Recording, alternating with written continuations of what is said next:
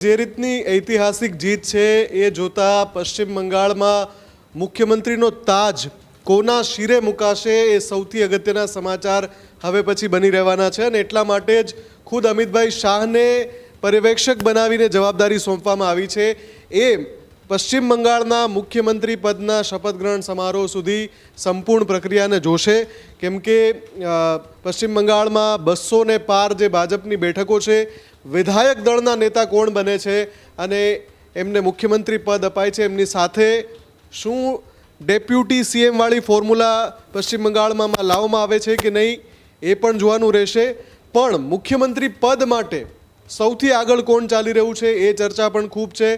અત્યારે જે ન્યૂઝરૂમ નામ આપી રહ્યું છે એમાં સુવેન્દુ અધિકારી તો ઓબ્વિયસ છે કે એમણે મમતાનો જે કિલ્લો છે એના કાંગરા ખેરવ્યા, એટલે સુવેન્દુ અધિકારી સૌથી અગ્ર હરોળમાં હોય એ તો સૌ માની શકે.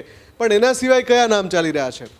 તો એક તો પશ્ચિમ બંગાળ ભાજપનો જે મહિલા ચહેરો છે અગ્નિમિત્રા પોલ, એ વિધાનસભા ચૂંટણી લડ્યા હતા. આમ તો એ સાંસદ રહી ચૂક્યા છે પહેલાં, પણ વિધાનસભા ચૂંટણી લડ્યા હતા એટલે એ પણ આ રેસમાં છે કે કદાચ જો મહિલા ચહેરાને ત્યાં ઉતારવામાં આવે તો અગ્નિમિત્રા પોલની દાવેદારી પણ છે. આ સિવાય પશ્ચિમ બંગાળ પ્રદેશ ભાજપ છે એમના અધ્યક્ષ પદે જેમની જવાબદારી હતી સમીક ભટ્ટાચાર્યની, એમનો પણ ખૂબ મોટો રોલ છે. આખા પશ્ચિમ બંગાળમાં નાના નાના બૂથ સુધી ભાજપના કાર્યકરને પહોંચાડવાનું અને આખા પશ્ચિમ બંગાળમાં છેલ્લા 2 વર્ષમાં અથવા તો એનાથી વધારે સમયગાળામાં 1 લાખ જેટલી ખાટલા બેઠકો કરી હતી ભાજપે. એની સંપૂર્ણ જવાબદારી પ્રદેશ અધ્યક્ષના શિરે હતી. સમીક ભટ્ટાચાર્ય એ નામ છે કે જે આ રેસમાં છે, પણ આપણે જાણીએ છીએ કે ભાજપ છેલ્લી ઘડીએ સરપ્રાઈઝ આપે છે. પણ સુવેન્દુ અધિકારીને બિલકુલ ના ભૂલવા જોઈએ, કેમ કે એ સૌથી અગ્ર હરોળમાં છે.